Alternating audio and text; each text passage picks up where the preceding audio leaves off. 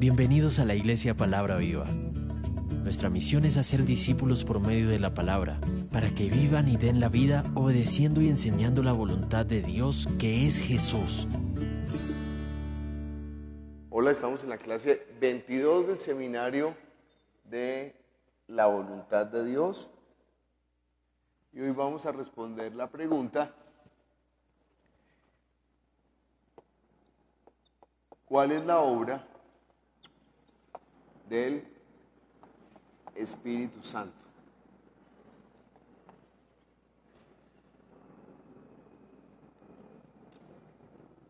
Vamos a leer Juan, capítulo 14. No se turbe vuestro corazón. ¿Creéis en Dios? Creed también en mí. En la casa de mi Padre muchas moradas hay.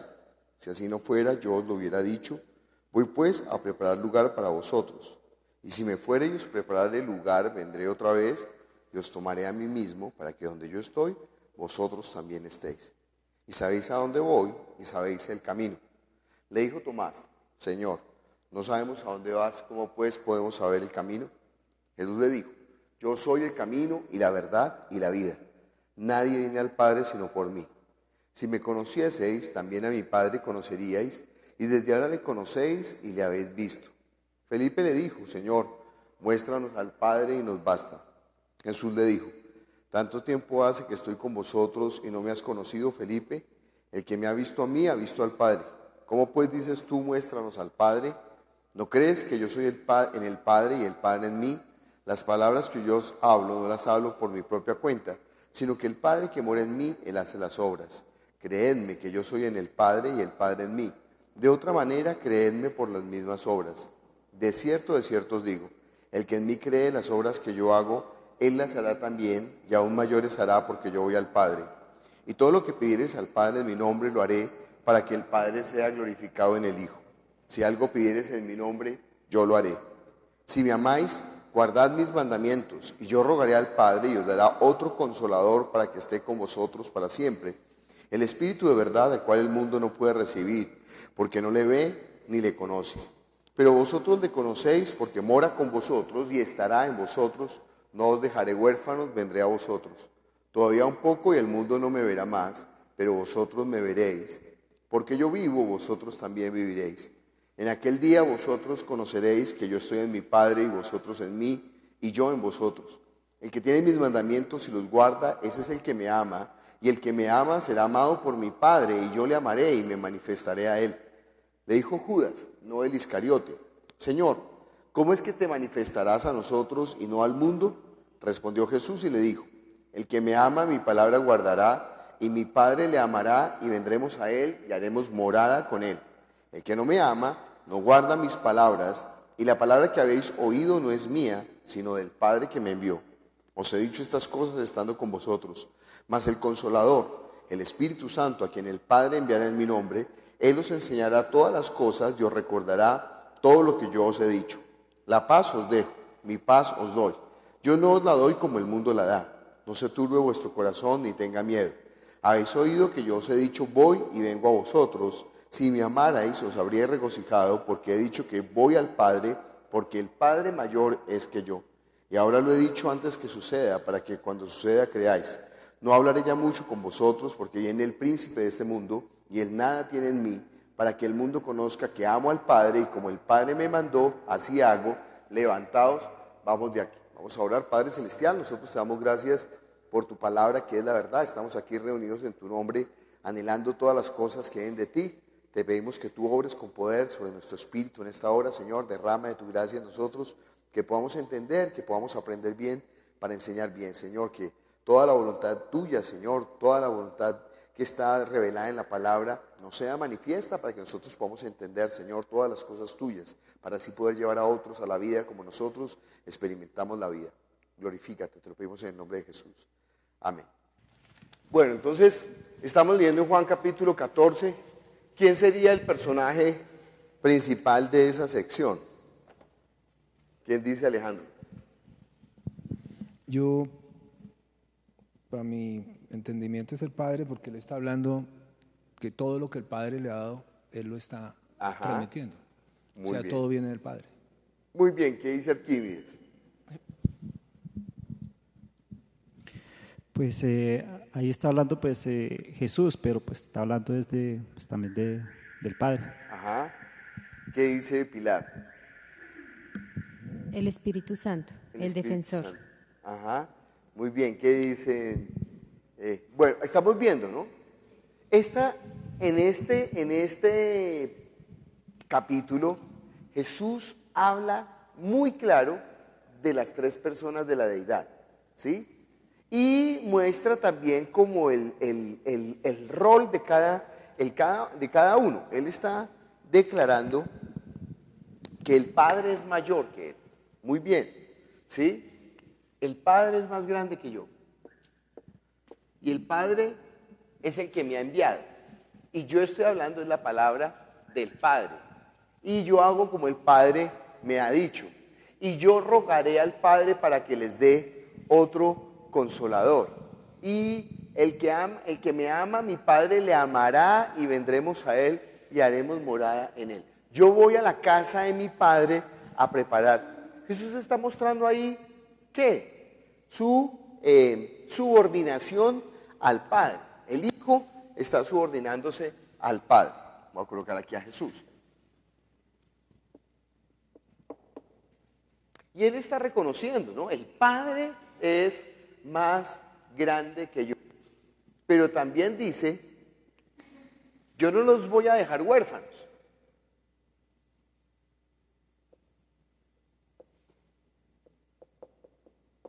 Yo rogaré al Padre para que les dé ¿qué? Otro consolador.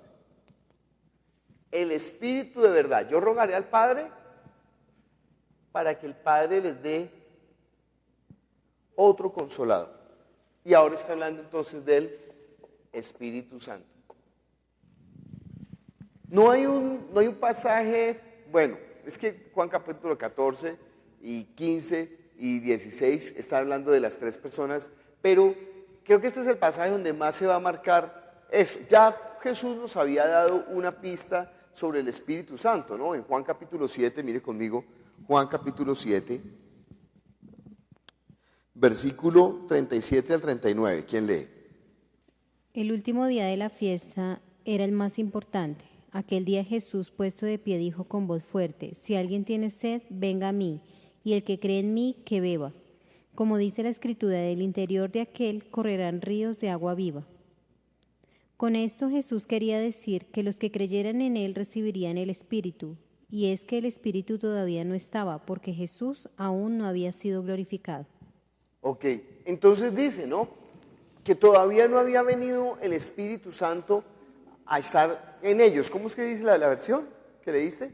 ¿El Espíritu Santo no había venido a morar en ellos? Y es que el Espíritu todavía no estaba, porque Jesús aún no había sido glorificado. Aún el Espíritu Santo no estaba. ¿Cómo lo dice Reina Valera?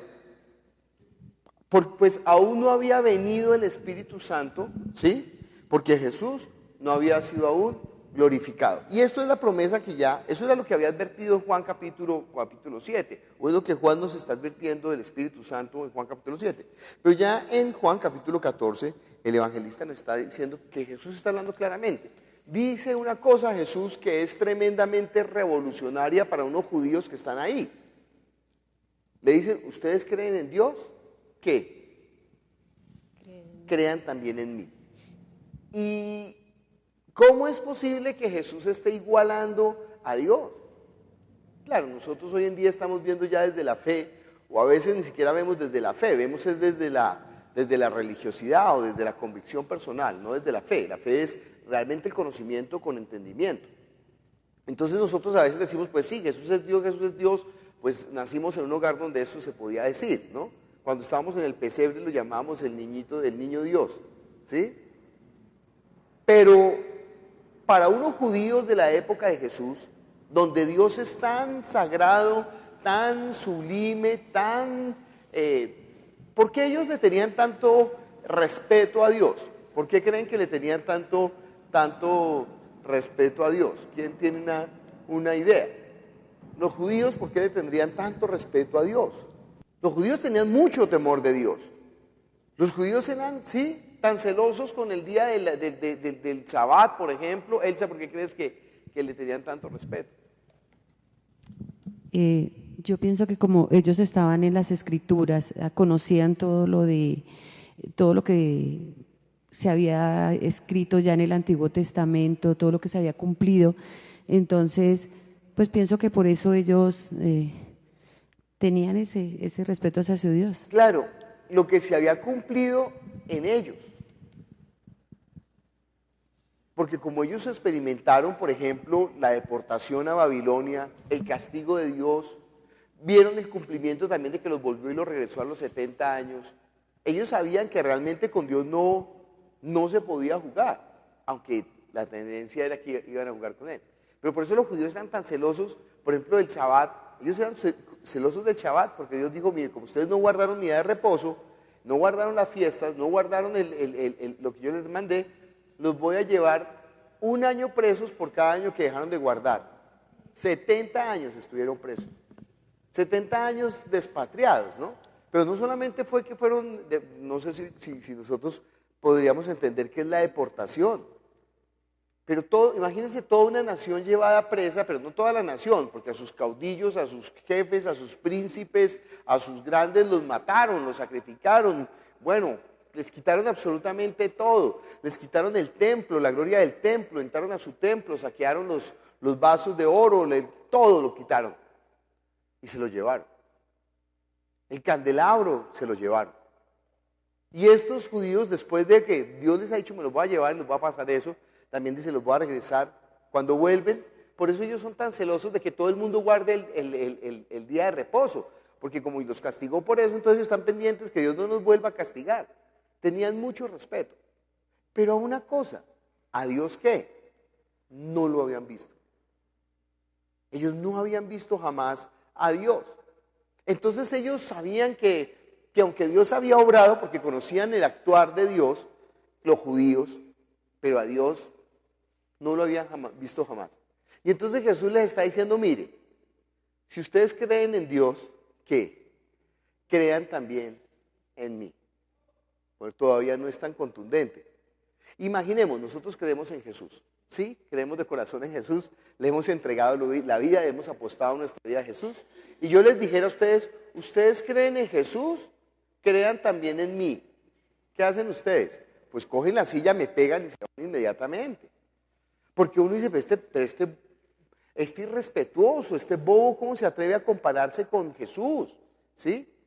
Pero Jesús lo está haciendo con Dios. Y Jesús es uno de ellos. Jesús es el hijo de José y María. Mire conmigo Juan capítulo 6. Bueno, del 40 hasta el 44. Bueno, vamos a leer hasta el 46. Y esta es la voluntad del que me ha enviado, que todo aquel que vea al Hijo y cree en Él tenga vida eterna, y yo le resucitaré en el día postrero. Murmuraban entonces de él los judíos, porque había dicho, yo soy el pan que descendió del cielo. Y decían, ¿no es este Jesús el hijo de José, cuyo padre y madre nosotros conocemos? ¿Cómo pues dice este, del cielo he descendido? Jesús respondió y les dijo, no murmuréis entre vosotros, ninguno puede venir a mí si el Padre que me envió no le trajere, y yo le resucitaré en el día postrero. Escrito está en los profetas, y serán todos enseñados por Dios. Así que todo aquel que oyó al Padre y aprendió de él, viene a mí. No que alguno haya visto al Padre, sino aquel que vino de Dios. Este ha visto al Padre. 47. De cierto os digo, el que cree en mí tiene vida eterna. Usted puede ver la contundencia y la locura de las declaraciones que está diciendo Jesús, si no son verdad. Si no es verdad, ellos lo ven y Jesús empieza a decir, mire, yo soy el pan que bajó del cielo. Yo soy el que el Padre envió, yo estaba con el Padre, yo he venido aquí a declararles la voz del Padre, nadie ha escuchado al Padre, solamente yo conozco quién es el Padre y lo voy a dar a conocer. Y el que crea en mí va a tener vida eterna y yo lo voy a resucitar en el día postrero. Si eso no es la verdad, Jesús no es más que un pobre loco. Pero claro, ellos están viendo a Jesús y están viendo ¿a quién? Al hijo del carpintero. Y ellos dicen, pero ¿qué le pasó? ¿Por qué está dando esas declaraciones? ¿No es el hijo de José y María? ¿Por qué está diciendo esas cosas? Se chifló. Ellos no tenían problema en reconocer que él fuera un hombre importante, un profeta. Es más, hace unos versículos atrás quieren hacerlo rey, porque ha multiplicado los panes y los peces. Pero cuando Jesús empieza a decir que Él es ¿quién? Dios. Esa es la palabra que ellos no se pueden comer. Ese es el pan que ellos no pueden comer ni la sangre que pueden beber. Esas son las palabras que les son escandalosas. Ellos dicen, dura es esta palabra. Pues claro, si no hay un testimonio que esté avalando eso. Y para nosotros es exactamente lo mismo hoy en día. Nosotros estamos hablando de Jesucristo. Bueno, todavía podría parecer peor, no es peor, es mejor ahora. Pero ahorita vamos a ver por qué. Pero podría parecer peor porque ahora yo estoy hablando, Jesús está aquí. Jesús está aquí delante de ellos. Y ellos no pueden ¿qué? Creer. Ellos no pueden creer. Imagínense, Jesús murió, subió al cielo, los discípulos están dando testimonio de él. Pero han pasado 2000 años y ahora nosotros estamos dando testimonio de lo que nos contaron los discípulos. ¿Qué hacemos para creer? ¿Qué hacemos para mostrar a la gente que realmente nosotros hemos conocido la verdad y estamos en la verdad? Y la verdad es lo que estamos predicando. ¿Cómo hacemos? Porque a Dios ¿qué? Nadie lo vio jamás. El Hijo subió al cielo. ¿Cómo hacemos para mostrar realmente que Dios es el Dios viviente? Pues estamos en la misma situación y no podemos nosotros comprobar eso. Yo diría que de pronto por las señales, pero pienso que para eso precisamente dejó el Señor al Espíritu Santo. Él es el que convence a la gente. Imagínense, por ejemplo, miremos Mateo capítulo 24, versículo 24, en una versión actual. Porque vendrán falsos mesías y falsos profetas, y harán grandes señales y milagros para engañar, a ser posible, hasta los que Dios mismo ha escogido.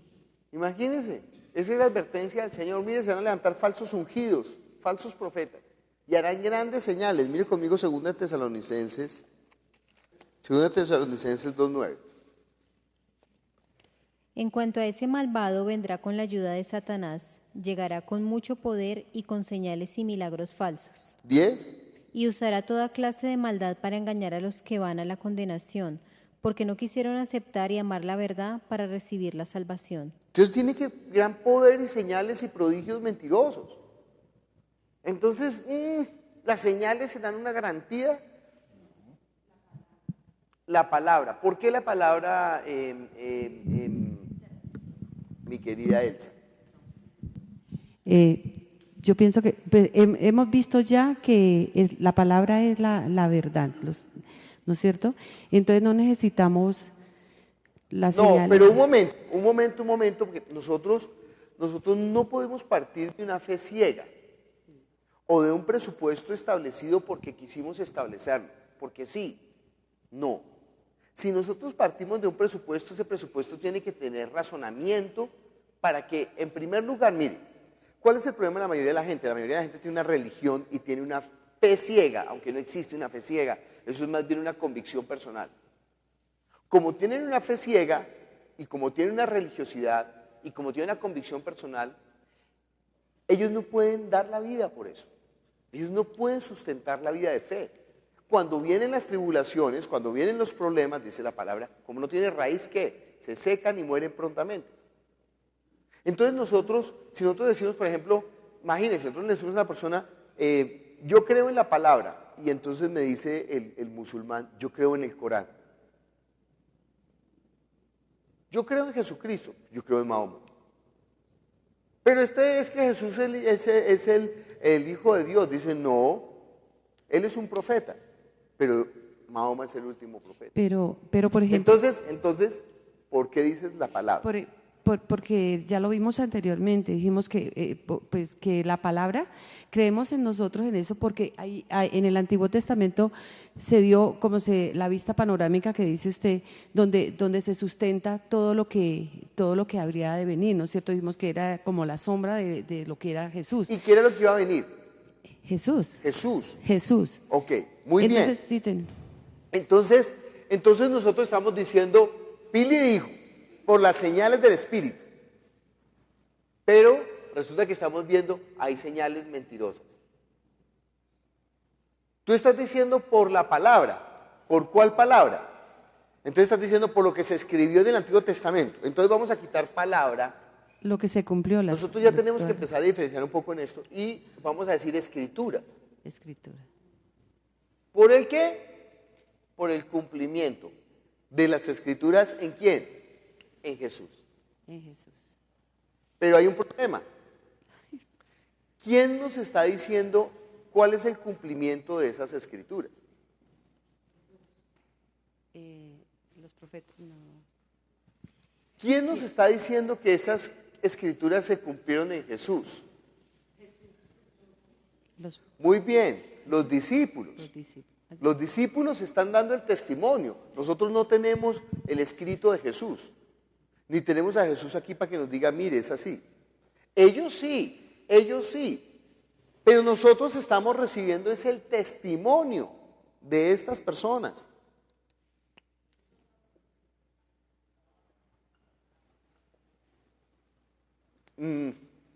Yo normalmente ya no le creo a nadie, ¿no?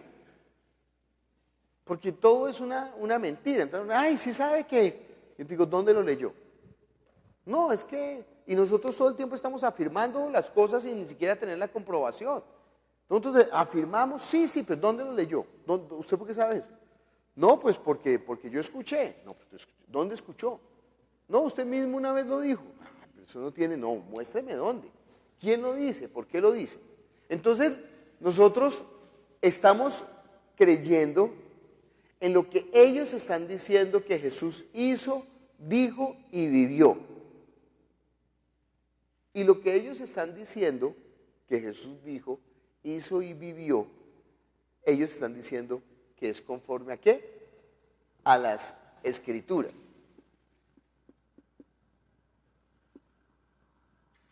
Pregunta.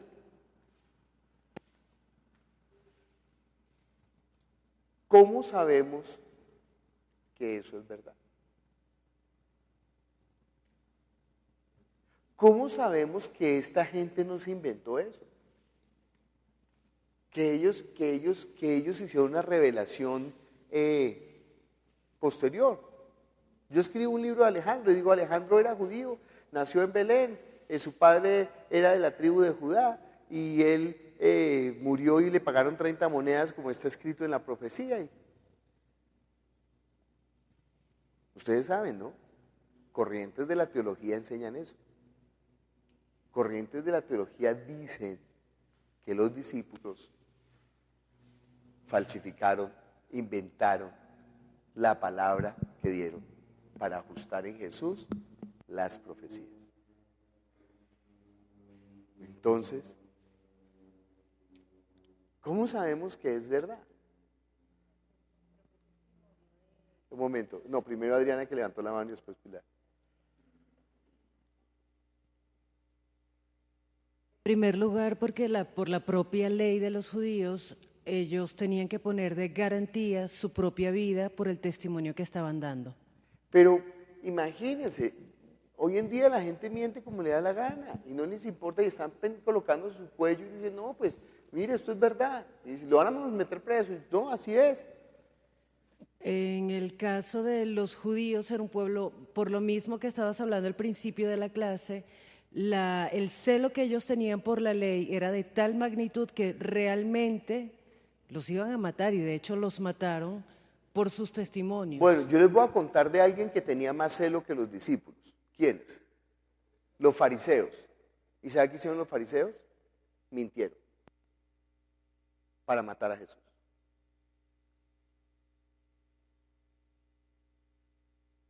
Mintieron para matar a Jesús. Y estos eran los ultracelosos de la ley judía. Hay otro punto. Ellos eran muy celosos, eran muy estudiados, eran personas muy preparadas. Los discípulos de Jesús, los 11 que quedaron, no eran personas muy preparadas y difícilmente ellos iban a tener el nivel de poder hacer que, probabilísticamente hablando, 23,000 profecías que se dicen que contiene el Antiguo Testamento acerca de Jesús se hayan cumplido en un solo hombre en la forma que se cumplieron. Además hubo otros testigos. Una de las cosas que no se puede negar es el hecho histórico de cómo Jesús murió y qué dijo Jesús. Eso no solamente lo dicen los historiadores cristianos, sino también los judíos. Otra cosa, estamos hablando ahora de la palabra de Jesús. ¿Por qué la palabra de Jesús podría ser un testimonio de que Jesús realmente es el Hijo de Dios? Jesús murió por esa palabra. Y hay dos opciones. Si Jesús dijo que era miremos Dios, miremos un momento, Juan, capítulo. Los alguaciles vinieron a los principales sacerdotes y a los fariseos, y estos le dijeron: ¿por qué no le habéis traído? ¿Es el qué? ¿Cuál es el Juan 7? Juan 7:45. Miremos a ver. Lee por favor hasta el versículo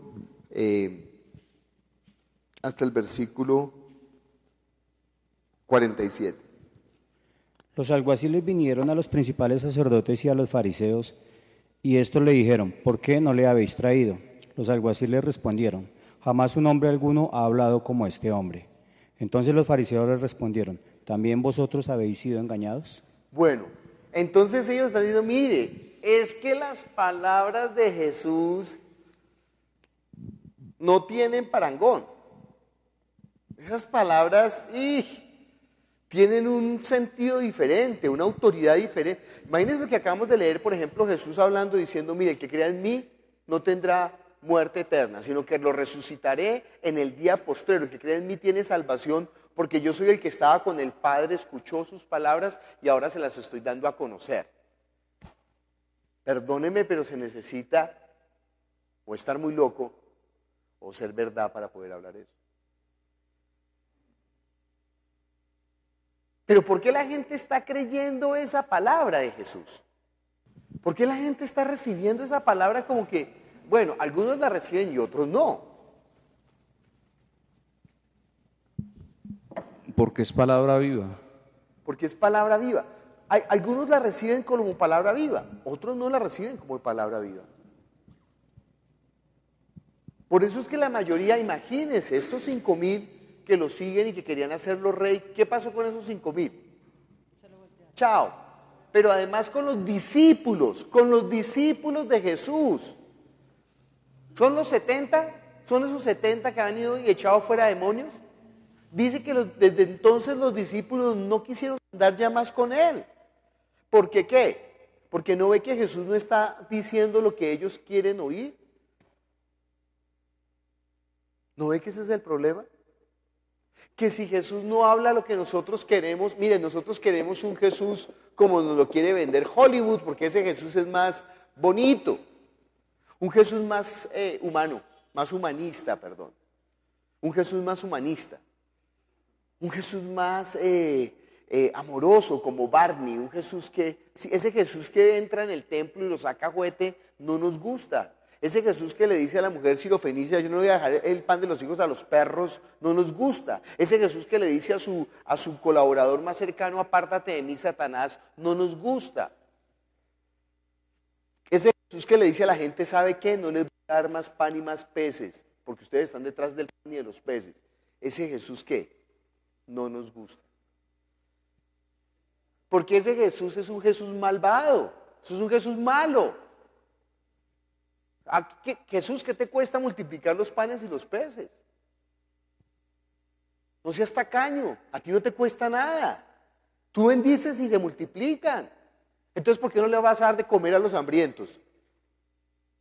Jesús, no discrimines. ¿Cómo se te ocurre decirle a esa mujer perro porque es sirofenicia? Jesús, ¿cómo se te ocurre ponerte bravo y echar a los mercaderes del templo? No, la iglesia también necesita cómo subvencionarse. ¿Por qué eres tan extremo? Jesús, ¿cómo se te ocurre decir que quién es mi padre y quiénes son mis hermanos? ¿Cómo desprecias a tu propia familia? ¿Cómo no le das prioridad? ¿Cómo no tienes las prioridades establecidas? Primero es la familia, antes que el ministerio. ¿Cómo eres capaz de decirle a la gente que se muera, que tome su cruz y te siga? Eso es absurdo. ¿Qué clase de Jesús es? Ese Jesús no me gusta. Me gusta más el Jesús de Saramago, me gusta más el Jesús de Franco Sefirelli, me gusta más el Jesús pero el Jesús de la Biblia no va conmigo. ¿No va con quién? Con los que no quieren recibir la palabra del Padre. Yo sé que usted tiene una mejor idea que Jesús. Todos la tenemos siempre. Todos nosotros tenemos una mejor idea que Jesús. Ese es el problema nuestro. Entonces no queremos hacer su voluntad, queremos hacer nuestra voluntad. Y queremos levantar la iglesia bajo nuestros principios. Y queremos hacer la predicación bajo nuestros parámetros ¿no es que nosotros somos más buenos que Dios? Porque si dependiera de nosotros, nosotros no enviaríamos al diablo al infierno, lo perdonaríamos. Somos más buenos que Jesús. Pero esa es la deformación. Mentiras, es pura mentira. ¿Sabe qué está buscando el que hace eso? Su propia gloria. Mire conmigo Juan capítulo 7, versículo 16 hasta el 18. Jesús les respondió: lo que yo enseño no es mío, sino de Dios que me envió. Si alguien quiere hacer lo que Dios quiere, sabrá que mi enseñanza viene de Dios. Sabrá que esa enseñanza no es mía. El que enseña sus propias ideas está buscando honor para sí mismo. En cambio, el que busca honrar al que lo envió es honesto. No hay nada de deshonesto en él. ¿Usted entiende eso? ¿Qué es lo que está buscando esa persona? Con la iglesia humanista, ¿qué está buscando? Su propia honra. Su propia gloria. Que todos lo digan ahí, tan lindo, es que tan lindo, como es de bueno, como es de lindo, como es de preocupado por nosotros. ¿Qué cosa tan...? No, es que la gloria de Dios se refleja en él. Pero Jesús no es así. Jesús está hablando tan contundentemente, Jesús está siendo tan honesto, no está siendo malo. Malo nosotros que queremos hacer esa lectura. Malo nosotros que queremos hacer nuestra propia cuestión. Pero Él está haciendo bienes, Él está sanando, pero sobre todo está predicando la palabra, no su propia palabra. Él está predicando la palabra ¿de quién? Del Padre. Pero ¿cuál es la palabra del Padre que está predicando? Lo que habían hablado las Escrituras, pero Él está ahora revelando la verdad. Es más, en cuanto a la palabra del Padre, Él le está dando cumplimiento, más bien a la palabra del Padre. Pero en cuanto a la palabra del Padre, Él nos está declarando la verdad. Todas estas cosas,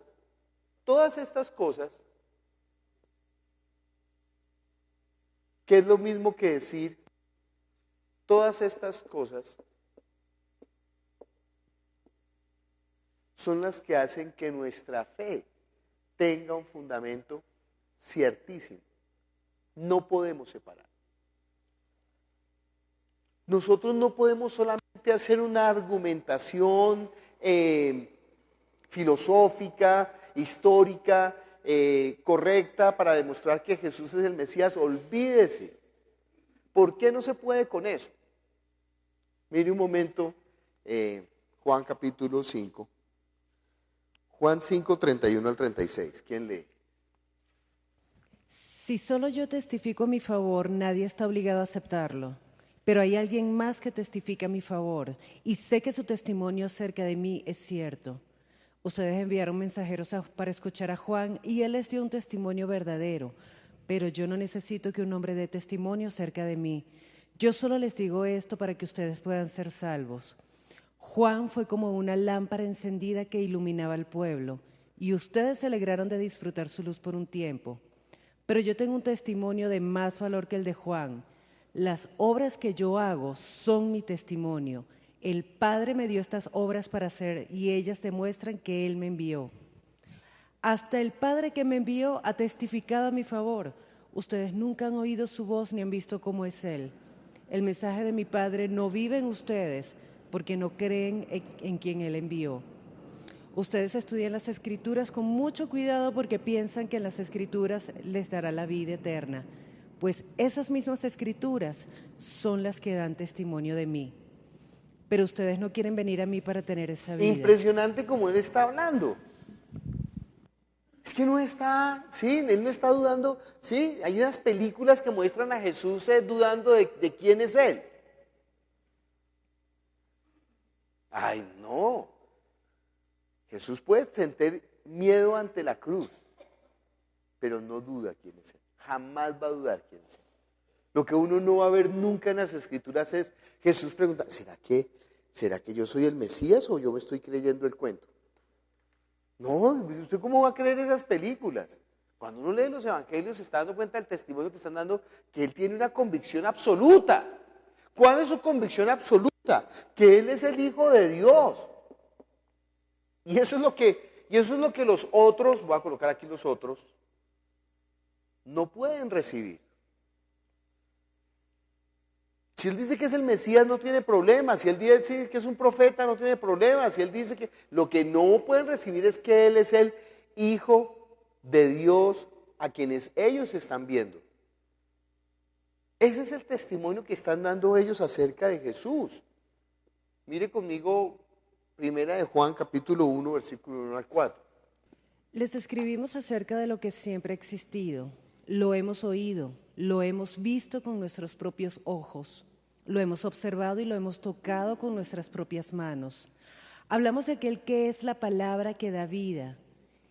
El que es la vida apareció entre nosotros.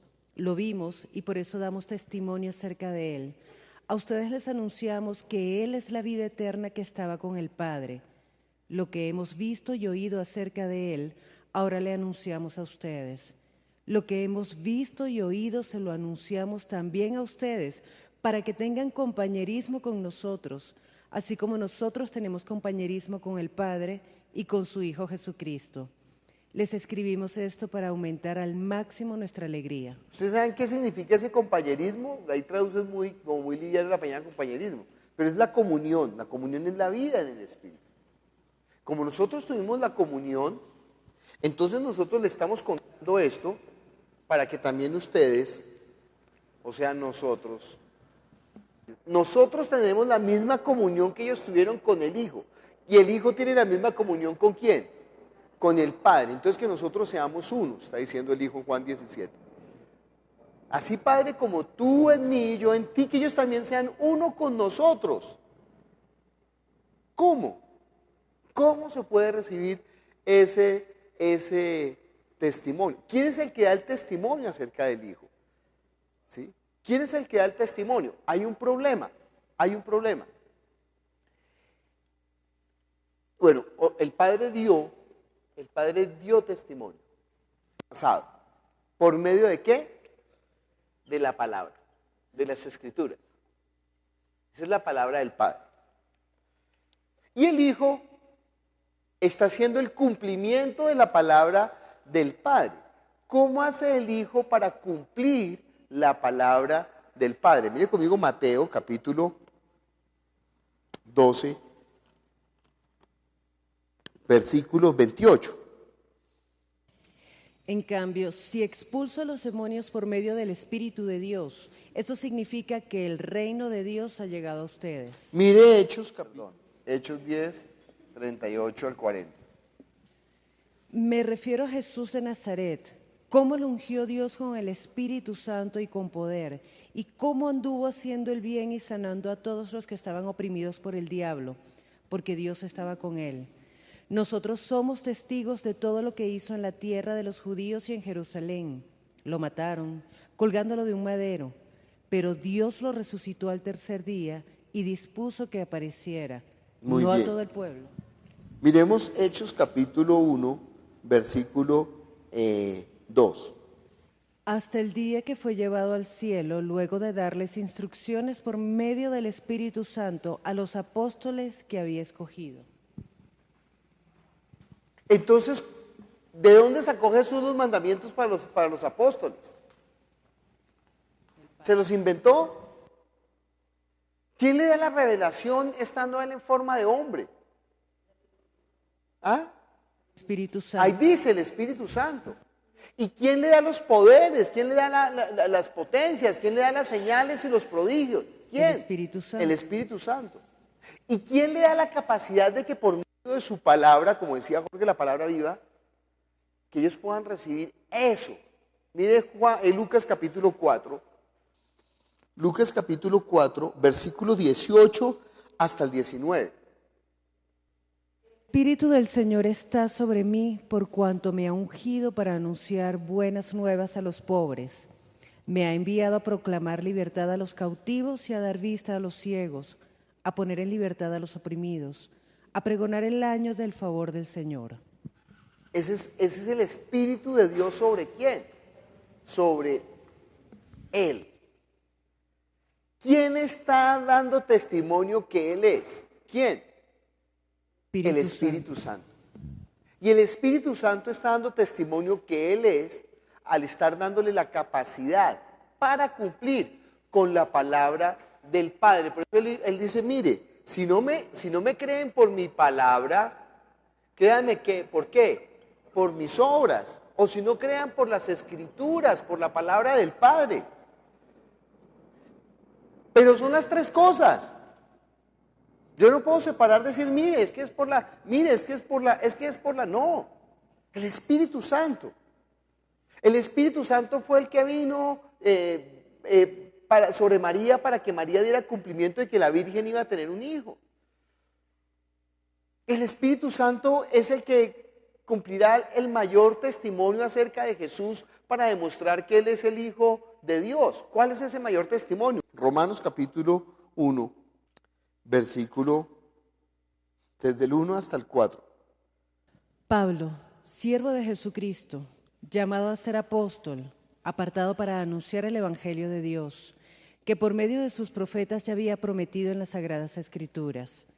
Este Evangelio habla de su Hijo, que según la naturaleza humana era descendiente de David, pero que según el Espíritu de Santidad fue designado con poder Hijo de Dios por la resurrección.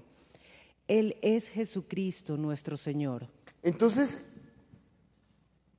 la máxima expresión que realmente Jesús es quien dice que es por medio de ¿qué? De la resurrección. Pero ¿quién es el que lo levantó entre los muertos? Dice la Biblia, el Espíritu Santo.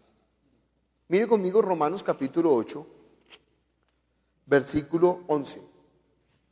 Y si el Espíritu de aquel que levantó a Jesús entre los muertos vive en ustedes, el mismo que levantó a Cristo de entre los muertos también dará vida a sus cuerpos mortales por medio de su Espíritu que vive en ustedes. Entonces el Espíritu es el que va a levantar a Jesús entre los muertos, porque el Espíritu Santo es el que está dando testimonio acerca del Hijo.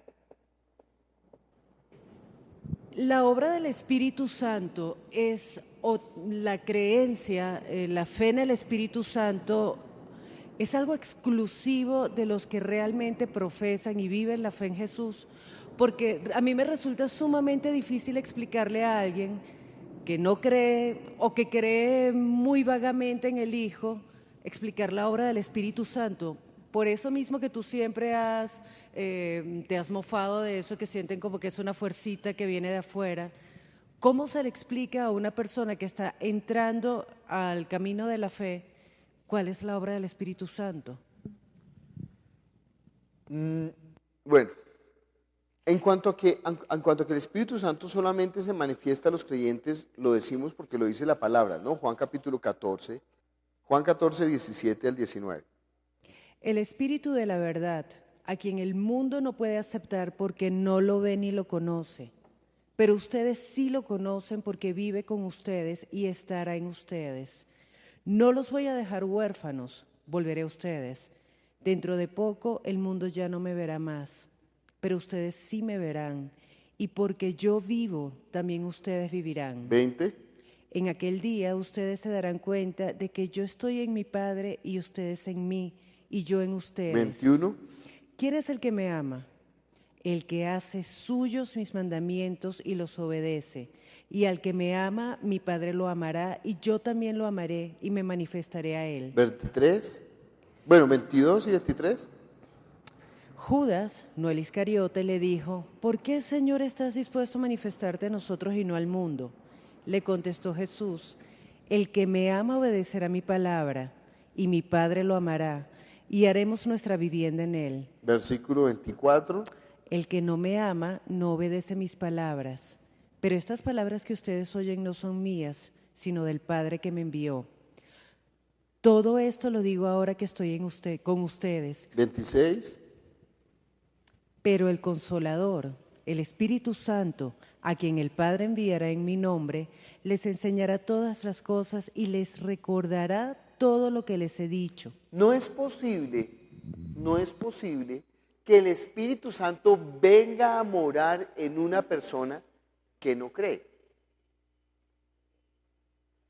Eso es diferente a que el Espíritu Santo obre externamente en una persona. Por ejemplo, con Juan el Bautista. Miremos a Lucas 1:15. Porque él será un gran hombre delante del Señor, jamás tomará vino ni licor, y será lleno del Espíritu Santo aún desde su nacimiento. Entonces nosotros estamos pensando que esa llenura del Espíritu es lo mismo que lo que recibieron los apóstoles en el día del Pentecostés. Mucha gente se pone brava conmigo, porque yo digo que la manifestación del Espíritu Santo es con el hablar en lenguas, de recibir el bautismo del Espíritu Santo. Pero no lo digo yo. ¿Quién lo dice? El libro de los Hechos. Entonces siempre una persona viene a discutirme y le digo, no, a mí no me discuta, vaya a leer el libro de los Hechos y mire a ver qué está diciendo el libro de los Hechos. No me ponga bravo conmigo, porque se pone bravo conmigo es porque él no tiene la manifestación, o porque otra persona que quiere no tiene la manifestación. ¿Yo qué hago? Pues no me ponga bravo conmigo, a pelear con Dios. Dígale, Señor, ¿usted por qué dijo en el libro de los Hechos que los que reciben el Espíritu Santo empezaron a hablar en nuevas lenguas? Es diferente ser lleno del Espíritu Santo. Fíjese cómo es este Juan el Bautista. Es que Juan el Bautista es una persona excelente. Jesús dijo, no hay nadie más grande en los nacidos de mujer. Y este Juan el Bautista no bebió ni vino ni sidra, fue apartado y todo el tiempo vivió como un profeta de Dios, comía langostas silvestres y miel, se vestía con pelo de camello, un hombre completamente espiritual, ascético, apartado. Y estaba, ¿qué? Lleno del Espíritu Santo. Y fuera de eso, lleno del Espíritu Santo, él tuvo la visión, como el Espíritu Santo descendía sobre Jesús. Y él escuchó la voz del cielo, la voz enviada del cielo que dijo, este es mi Hijo amado en el cual tengo complacencia. Pero ¿qué pasó con Juan después? Cuando está en la cárcel, dice, ¿eres tú el que había de venir o esperaremos a otro? ¿Entiende esa diferencia? ¿Entiende esa diferencia? No tener el Espíritu Santo morando en nosotros. ¿No le pasó lo mismo a los discípulos? Todos los discípulos, Señor, nosotros, ninguno te dejaremos, le dijeron todos. Dijo, pues ustedes me van a dejar. No, heriré al pastor y esparciré las ovejas. No. Y Pedro le dijo, aunque todos te negaren, yo no te negaré. ¿Pedro estaba diciendo eso vanamente? No, lo creía. Pero ¿qué pasó?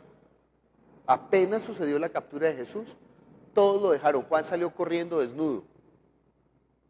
Pedro lo negó 3 veces. Ninguno estuvo con él. Entonces, ¿por qué? ¿Por qué? Juan el Bautista, después de haberlo señalado y decir, miren, es necesario que él crezca y que yo mengüe, yo no soy el novio, él es el novio, yo soy el amigo del novio. Él es de quien yo decía, yo no soy digno de desatar la correa de su calzado. Pero cuando llegó el momento difícil, como la semilla que no tiene raíz, que tiene poca raíz, Cuando vienen los problemas del mundo y la persecución, ¿qué? Se aparta. ¿Entiende? Ay, ¿qué hacemos? Esa es la vida de fe. ¿Y usted se va a desilusionar porque todos se apartan? No va a durar. No, ya me cansé.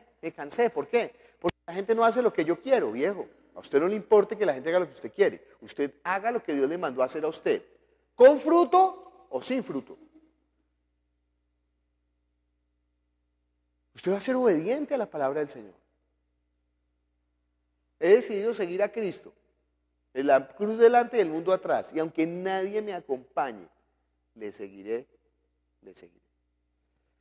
No, pero es que a mí no me gusta porque es que no ve que los cultos debían de ser los sábados por la tarde. ¿Cómo así que los domingos por la mañana? Bien, pues entonces, comience una obra los sábados por la tarde, pero recuerden, la Escritura dice que en el día del Señor, el primer día de la semana, se reunía la iglesia, todos juntos, y vino el Espíritu Santo en el día del Señor. No, pero es que a mí no me parece, a mí me parece, bueno, pues. Y la gente fuera de eso no responde como yo quiero. Es que la gente no tiene que responder como usted quiere. La gente tiene que responder es al Señor. Y sépalo, la mayoría de la gente, ¿cómo le va a responder al Señor? Le va a decir no. ¿Qué dice Adriana? Voy a reelaborar la pregunta porque creo que lo hice mal. Tú empezaste la clase con un planteamiento bien importante, como por qué tenemos que creer, o sea, cuando nosotros creemos en qué se sustenta nuestra fe. Y una de las cosas, como tú bien lo has desarrollado, es que es el Espíritu Santo quien definitivamente da testimonio de Jesús, da testimonio de la veracidad de la palabra, es quien hace las obras, quien hace absolutamente todo. Pero ¿cómo explicarle eso a una persona que no ha recibido el Espíritu Santo? Fíjense que no hay que explicarle eso a una persona que ha recibido el Espíritu Santo. ¿Qué es lo que tenemos que hacer nosotros? ¿Qué es lo que nos mandó el Señor? Vayan, no, ni siquiera es a predicar. Ojalá fuera a predicar nomás. Miren un momento Hechos capítulo 1, versículo 8. Bueno, espera un momento. Primero lea Lucas capítulo 24, versículo 46 hasta el 49.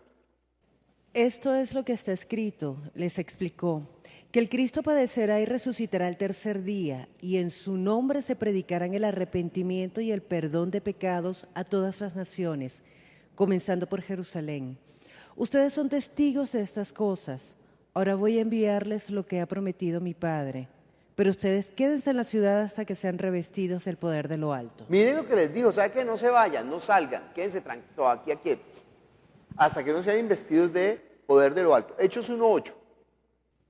Pero cuando venga el Espíritu Santo sobre ustedes, recibirán poder y serán mis testigos tanto en Jerusalén como en toda Judea y Samaria y hasta los confines de la tierra. Entonces, cuando venga el Espíritu Santo sobre ellos van a ser ¿qué? Testigos. Ellos ya habían predicado el Evangelio. ¿No es que los había mandado de 2 en 2? Y aunque habían predicado, ¿no eran qué? Testigos. Mire conmigo Apocalipsis capítulo, Apocalipsis 12:11. Ellos lo han vencido por medio de la sangre del Cordero y por el mensaje del cual dieron testimonio. No valoraron tanto su vida como para evitar la muerte. Dice, y ellos le han vencido, estos son los testigos, los que lavaron sus ropas en la sangre del Cordero, salvación, los que guardaron la palabra del testimonio, la verdad, y los que no estimaron su vida ni aún hasta la muerte. La semana vimos que era poder, la semana antepasada. Y es eso que hace el Espíritu Santo en nosotros de dar la vida.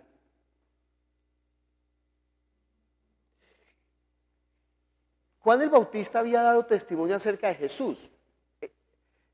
Pero Juan el Bautista, cuando vino el problema, ¿qué hizo? ¿Eres tú el que había de venir? Aunque era lleno del Espíritu Santo, aunque era tan espiritual. Los discípulos también salieron corriendo. ¿Quién es el que da testimonio acerca de Jesús? Ahí estábamos leyendo en Juan capítulo 14, cuando leímos, y yo rogaré al Padre y os dará otro, ¿qué? Consolador. Y esa palabra que traducen consolador es muy desafortunada en Reina Valera. Porque la palabra produce una deformación inmediatamente. ¿Por qué? Por el evangelio humanista. Entonces, cuando nosotros decimos que el Espíritu Santo es el que me consuela, ¿qué pienso yo? En consentimiento, ¿sí? El Espíritu Santo nos consuela. El Padre les dará otro consolador. Y otro consolador, entonces dicen, mire, es otro como Jesús. Y entonces Jesús lo que hace es que también nos consuela a nosotros. ¿Sí? ¿Cuál fue la obra de Jesús? ¿Dar testimonio de quién? Del Padre. ¿No ve que Él vino a hablar del Padre? Yo no vengo a hablar por mi propia cuenta, yo no vengo a hacer las obras mías, yo no vengo a buscar mi gloria, yo no vengo con mi propio nombre, sino que yo vengo a dar testimonio de quién? Del Padre. Mire, si Jesús no hubiera hecho la aparición entre nosotros, nosotros teníamos la fe abstracta como la tienen todas las religiones. Porque uno le dice a un musulmán, muéstrame a tu Dios. ¿Qué le dice el musulmán? No se puede ver, Dios no se puede conocer. Y uno le dice a un judío, muéstrame a tu Dios. El judío dice, no se puede ver. Y uno le dice a un hindú, muéstrame a tu Dios. Y él dice, mire, aquí está mi Dios. Venga y lo cargamos y lo ponemos aquí. Venga y traigámosle ofrendas, a ver qué le damos, pero no come, pero no escucha, pero no ve, pero este es mi Dios.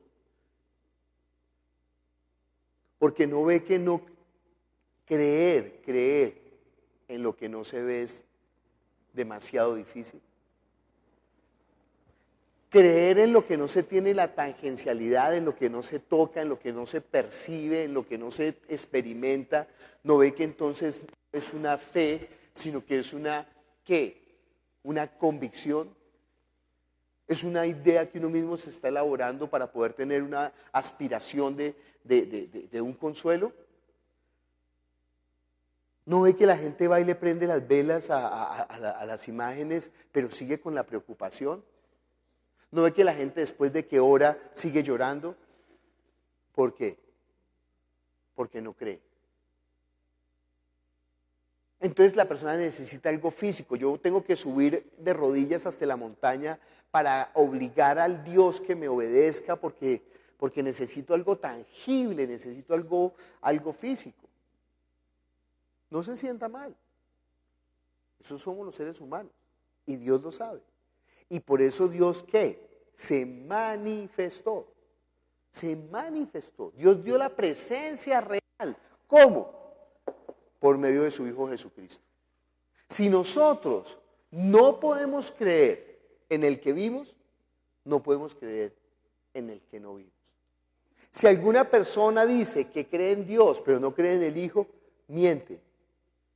Si alguna persona dice que cree en el Hijo, pero no cree en Dios, miente. Porque no ve que Él se manifestó como el Hijo de Dios. ¿Qué se necesita para ser el Hijo de Dios? Que haya un Padre. Y eso fue el que nos vino a hablar. Mire, yo no vengo de mí mismo. Yo vengo ¿de quién? Del Padre que me envió. Y el Padre es más grande que yo. ¿Por qué es más grande que yo? ¿No es que Él se rebajó? ¿Pero usted está creyendo realmente eso? ¿Que Él es Dios que se rebajó? ¿Que Él es el verbo que se hizo carne? Ese es el testimonio que nosotros damos. Que el que era el principio, el que era la vida, el que era la palabra, se nos manifestó. Y nosotros lo tocamos, lo oímos, lo vimos. Y hemos dado ese testimonio para que esa comunión que hay en nosotros con el Padre y con su Hijo, también estén ustedes por el testimonio. ¿Quién es el que da testimonio? No los hombres, porque Él no recibe el testimonio de los hombres, lo acabamos de leer en Juan. ¿Por qué no recibe el testimonio de los hombres? ¿Porque no ve que los hombres cambian? ¿No ve que los hombres son ambiguos? Un día sí y un día no, un día donde te pongo y el otro día donde te dejo.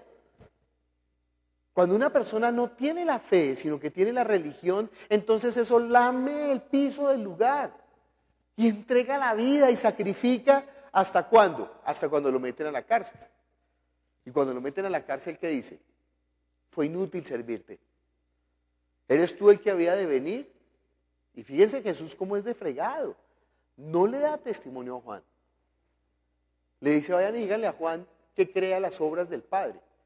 Que vayan y crean la palabra, vayan y díganle lo que yo estoy haciendo. Él no le van a decir, díganle a Juan que sí, que yo soy. No, no, no. Díganle a Juan lo que ustedes están viendo, de lo que ustedes están siendo, ¿qué? Testigos. Bueno, testigos no. Bueno, testigos sí, pero de otra manera estos testigos. Y si Juan no recibe el testimonio, ¿sabe qué? Bienaventurado el que no haya tropiezo en mí. Porque cuando Jesús no hace lo que a nosotros nos da la gana, nos cae mal. No nos gusta ese Jesús. Jesús, nosotros somos mejores que tú, tenemos una mejor idea. Nosotros somos más buenos que tú. Yo de ti, yo repartiría pan y peces siempre. Y entonces tendría la iglesia más grande del mundo. Eso no es lo que le interesa a Jesús. No a su modo, tiene que ser al modo, ni siquiera Él está actuando a su modo. Él está actuando a modo ¿de quién? Del Padre.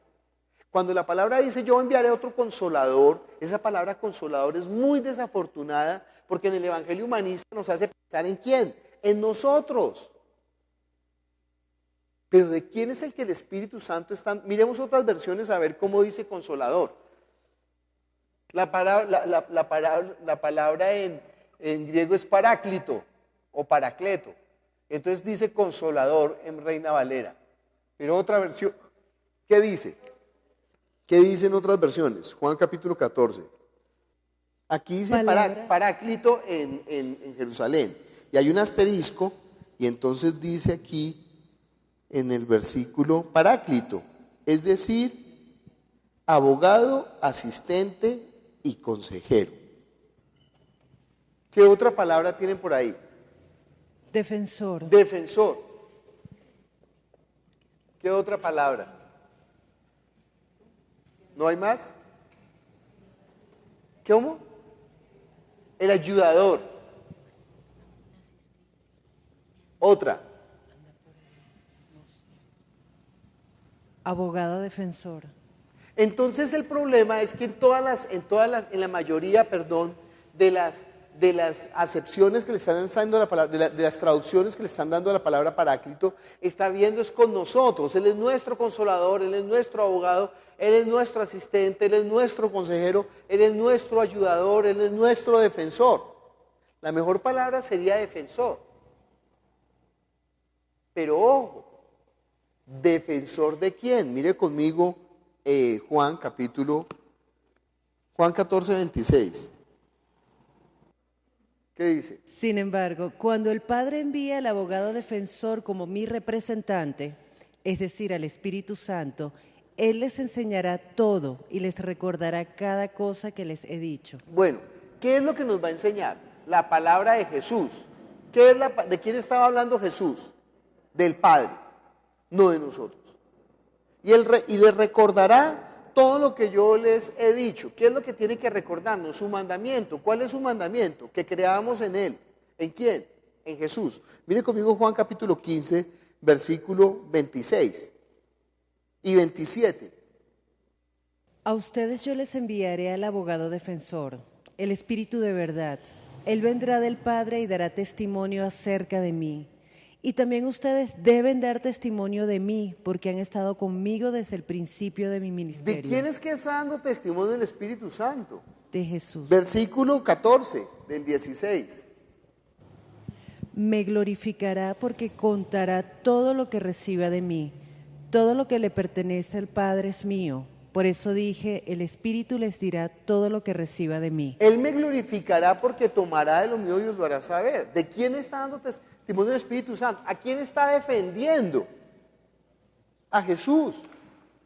Él está dando este testimonio de Jesús. Él está demostrando que Jesús es realmente quien dijo que era. Imagínense que el Espíritu Santo diera testimonio de nosotros. ¿Para qué le digo qué es lo que pensamos nosotros todo el tiempo? Mire, si se pudiera leer nuestra mente, si se pudiera publicar una pantalla aquí, que nos pusieran una pantalla como un Teletubby, y nosotros tuviéramos la pantalla aquí arriba y salieran todos nuestros pensamientos, le aseguro, no tendríamos amigos, no tendríamos familia, no tendríamos trabajo. ¿Se imagina donde pudieran ver lo que uno piensa? Está la pareja ahí viendo televisión y cada uno saliéndole las vainas que está pensando. Se separan inmediatamente. Y con la familia, con los hijos, ¿cómo sería que la gente supiera todo lo que nosotros pensamos en esa mente tan malvada, ¿no?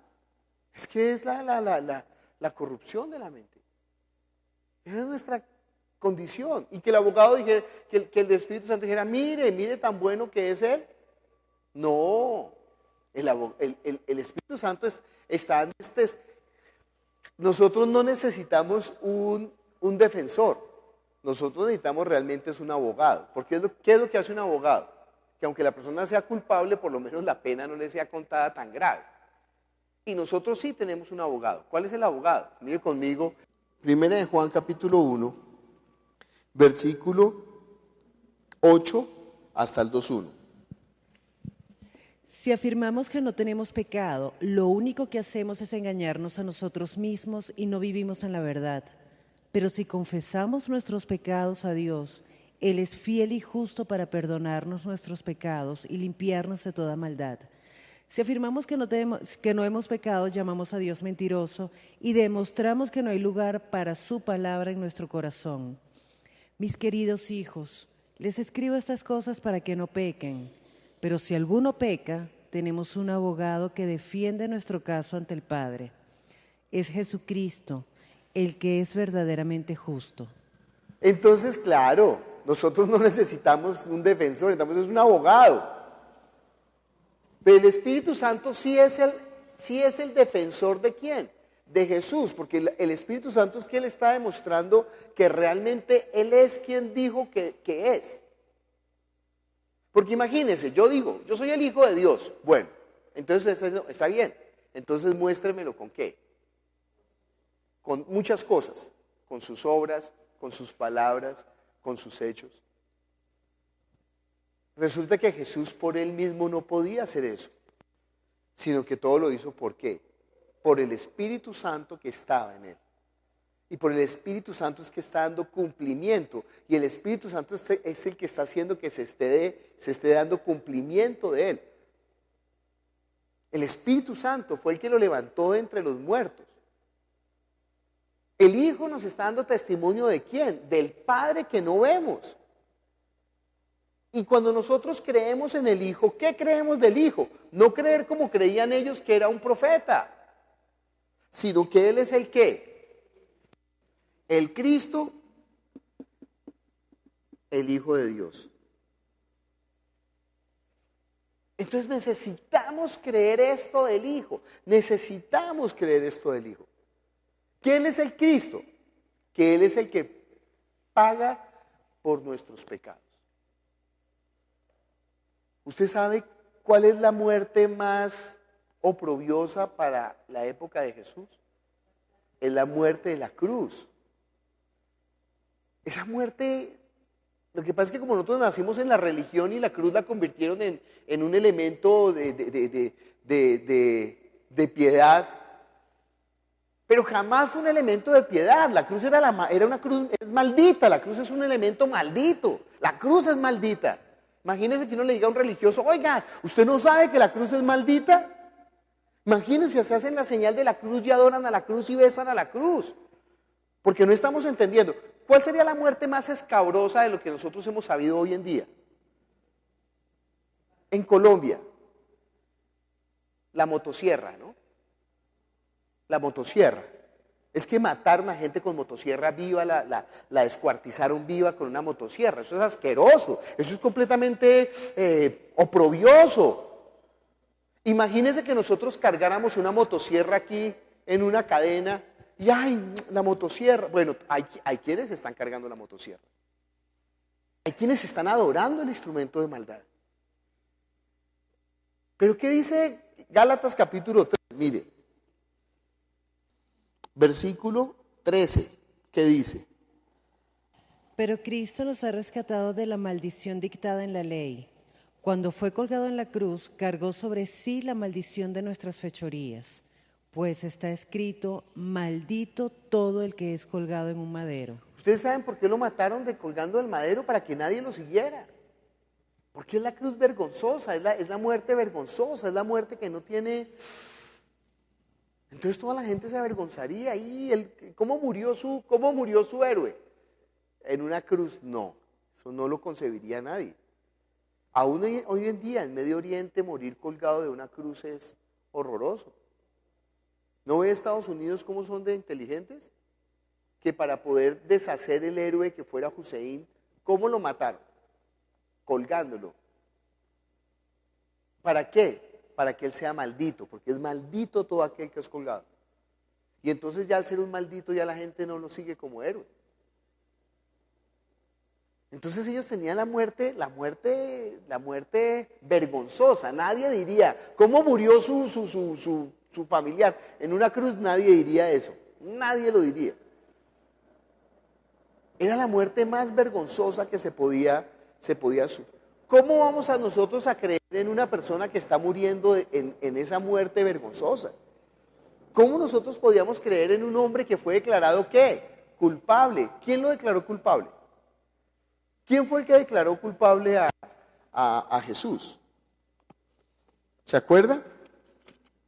Mire conmigo Hechos. Veamos Hechos 3, 13 al 18.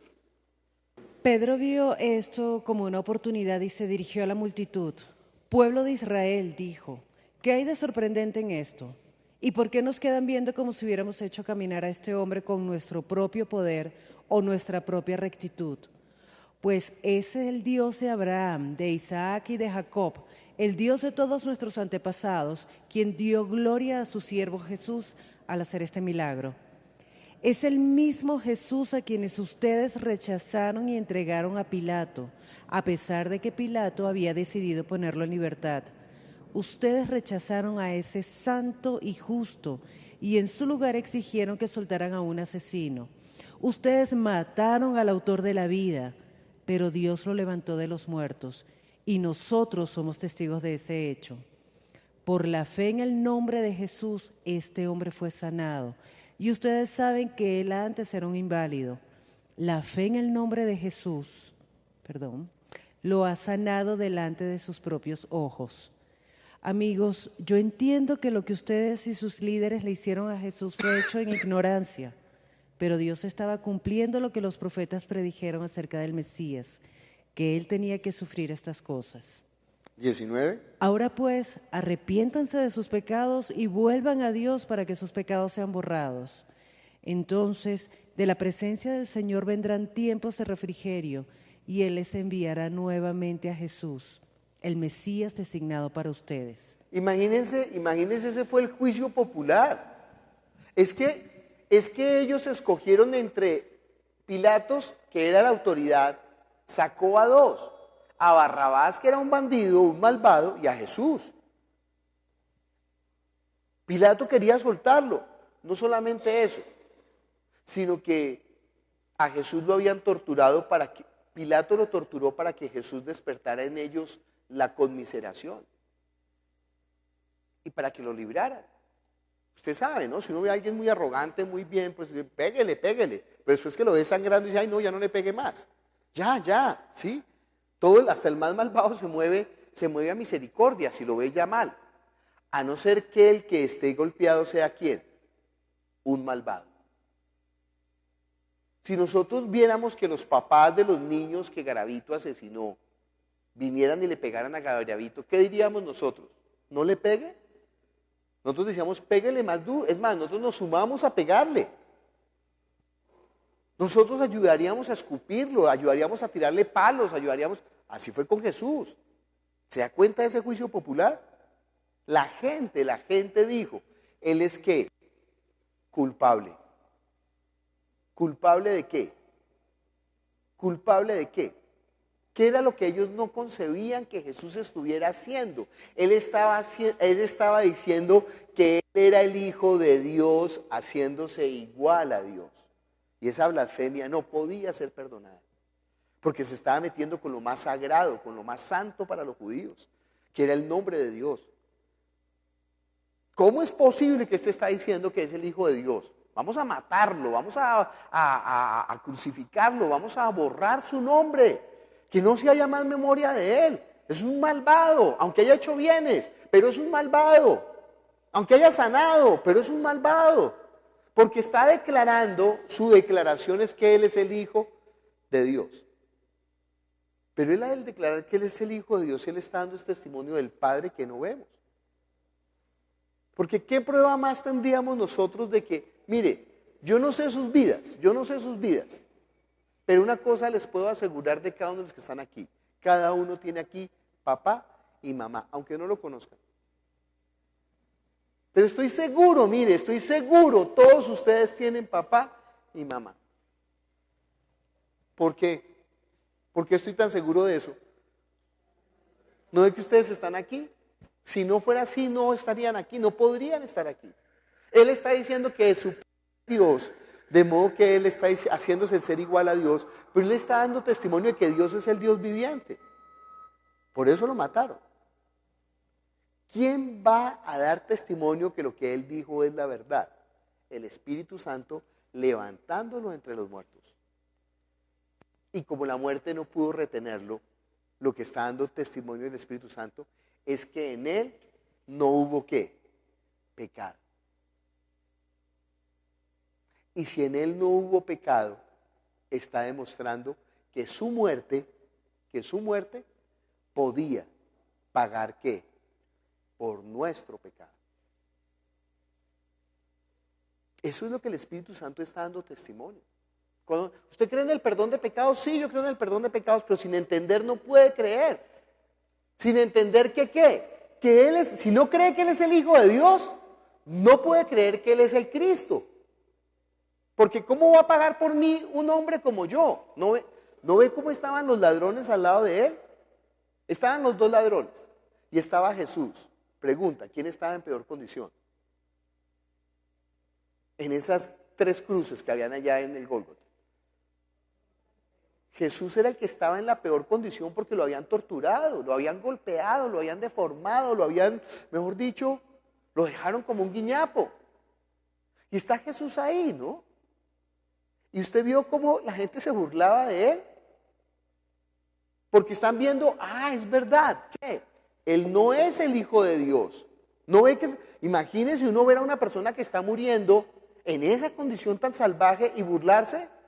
Oiga, usted no quiere al Hijo de Dios, a ver, baje de ahí, sálvese. Dice que puede salvar a otros y no se podía salvar a sí mismo. A ver, ahora sí clámele a Dios que es su Padre, que lo libre. Hasta el ladrón que estaba al lado de él no le dijo y se burló. Si tú eres el Hijo de Dios, sálvate a ti mismo y sálvanos a nosotros. Pero otro ladrón, ¿cómo lo está viendo? ¿Usted entiende esa fe de ese ladrón? Porque ese ladrón no está viendo a Jesús invicto en la resurrección. Está viendo a Jesús que está muriendo con él. Y está muriendo peor que él. Y ese hombre le dice, acuérdate de mí cuando vengas en tu reino. ¿Qué está entendiendo ese ladrón? Él está entendiendo que lo que el Padre dijo acerca de él es que verdad. Él está recibiendo la palabra del Padre. Está recibiendo el testimonio del Padre. Está creyendo. ¿Es posible creer sin que el Espíritu Santo haya venido a morar en nosotros? Sí, esa es la respuesta a la pregunta. Porque nosotros estamos creyendo en el hecho real, estamos creyendo en el hecho histórico. Pero ese hecho histórico tiene un antecedente en la Escritura. Pero no solamente tiene un antecedente en la Escritura, el hecho real está manifestando el poder del Espíritu Santo de Dios sobre él, de Dios con él. Pero no solamente eso, el Espíritu Santo lo levantó de los muertos, mostrando que Él es el santo y sin mancha. Y eso es lo que está diciendo Pedro. Nosotros estamos dando testimonio de eso, de que Él lo resucitó. Pero no solamente eso, es que Jesús dijo, esperen tranquilos que cuando yo vaya al Padre, ¿qué? Yo les voy a enviar la promesa del Padre, el Espíritu Santo, a que ahora venga a morar en nosotros.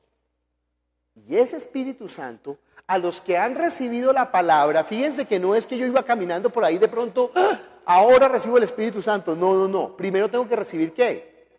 La palabra. Si yo no recibo la palabra, no recibo el Espíritu Santo. Tengo que haber creído. Si no creo, no puedo. Tengo que tener la fe. A los que le recibieron, a los que creen en su nombre, les dio la potestad de ser hechos hijos de Dios. El Espíritu que habían de recibir, ¿qué? Los que creyesen en Él. Y ese Espíritu ahora da testimonio a nuestro espíritu. Miren conmigo Romanos capítulo 8, versículo 14 hasta el 17. Pues todos los que son guiados por el Espíritu de Dios son hechos hijos de Dios. Y ustedes no han recibido un espíritu que los esclavice al miedo. En cambio, recibieron el Espíritu de Dios cuando Él los adoptó como sus propios hijos. Ahora lo llamamos Abba Padre, pues su Espíritu se une a nuestro espíritu para confirmar que somos hijos de Dios. Así que como somos sus hijos, también somos sus herederos. De hecho, somos herederos junto con Cristo de la gloria de Dios. Pero si vamos a participar en su gloria, también debemos participar de su sufrimiento. Entonces el Espíritu Santo da testimonio a nuestro espíritu, ¿qué? Que somos hijos de Dios. Y si hijos también, herederos y coherederos con Cristo. Fíjense que para poder tener esa fe ciertísima se necesita toda la obra de las tres personas de la deidad. Se necesita la obra del Padre, se necesita la obra del Hijo y se necesita la obra del Espíritu Santo. Y estos tres están dando testimonio acerca de ¿quién? De Jesús. Y Jesús está dando testimonio acerca de ¿quién? Del Padre. Y el Espíritu y el Padre y el Hijo están enviando el Espíritu Santo para que den testimonio de ¿quién? De Él. Mire cómo es esa fe tan cierta. No es solo un elemento, no son solamente los milagros, no solamente una palabra, no solamente que yo crea lo que he recibido. Porque usted le pregunta a una persona que está enredada en un lío, en una mentira, y uno le dice, ¿usted cree eso? Y dice, sí, claro, yo doy la vida por la dianética. Pero ¿dónde está la base de eso? ¿Tiene la base en la Escritura? ¿Tiene la base en la palabra del Padre? No, no tiene la base en la palabra del Padre. Y fuera de eso, entonces, muéstreme las señales y los prodigios. No, no tengo las señales y los prodigios. Pero otra persona podría decir, no, yo tengo las señales y los prodigios. ¿Pero usted da la vida por él? No, yo no doy la vida. Entonces tampoco sirve. O otra persona decía, no, pero es que yo tengo la palabra de Dios, tengo la Biblia. Sí, pero ¿ha recibido el Espíritu Santo? No, no ha recibido el Espíritu Santo. Se necesita toda la manifestación, toda esta dinámica de Dios obrando en nosotros, el Padre, el Hijo. Por eso nosotros no nos bautizamos solamente en el nombre del Padre, o no nos bautizamos solamente en el nombre del Hijo, o no nos bautizamos solamente en el nombre del Espíritu Santo, sino en el nombre del Padre, del Hijo, y esa es nuestra fe completa. ¿Qué hace el Espíritu Santo en nosotros? Dice que nos convierte en ¿qué? En los testigos. ¿Sabe cómo es esta palabra en griego? Mártir. Le dije, ¿no? Juan el Bautista se apartó. ¿Se acuerdan de Pedro cuando dijo, Señor, con su convicción, Señor, aunque todos te dejaren, yo voy a dar la vida por ti? ¿Y qué le dijo el Señor? Pedro, 3 veces me va a negar. Satanás ha pedido para zarandearlo. Mire conmigo Juan capítulo 21, versículo 15. ¿Usted se da cuenta cómo es esta dinámica? El Hijo de Dios, ¿qué hizo? Pagó por nuestros pecados. Si nosotros creemos que Él realmente es el Hijo de Dios que pagó por nuestros pecados, entonces nosotros ¿qué estamos recibiendo? La salvación.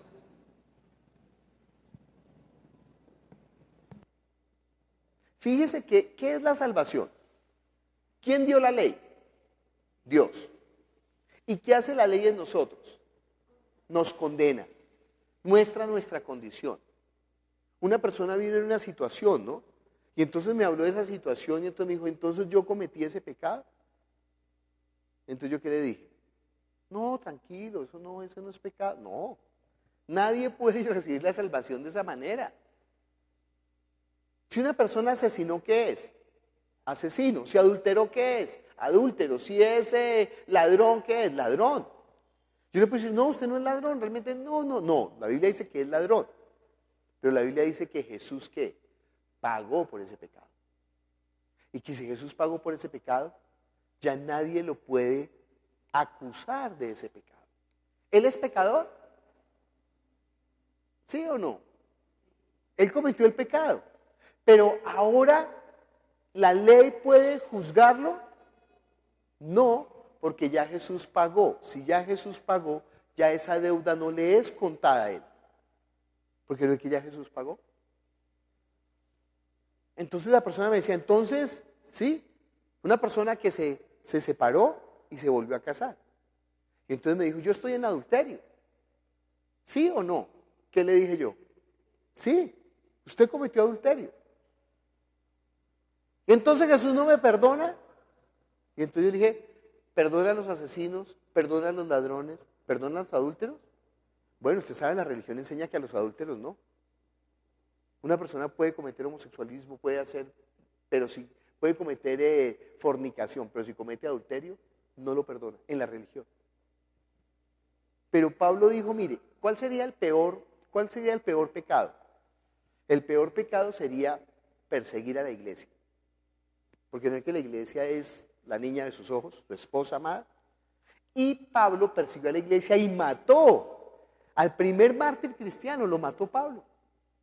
¿Y Pablo qué va a decir? Mire, si quieren conocer la gracia de Dios, es la que manifestó conmigo, siendo yo el más indigno, como un abortivo, dice, como lo más, Dios me perdonó a mí, para mostrar en mí que la grandeza de su gracia.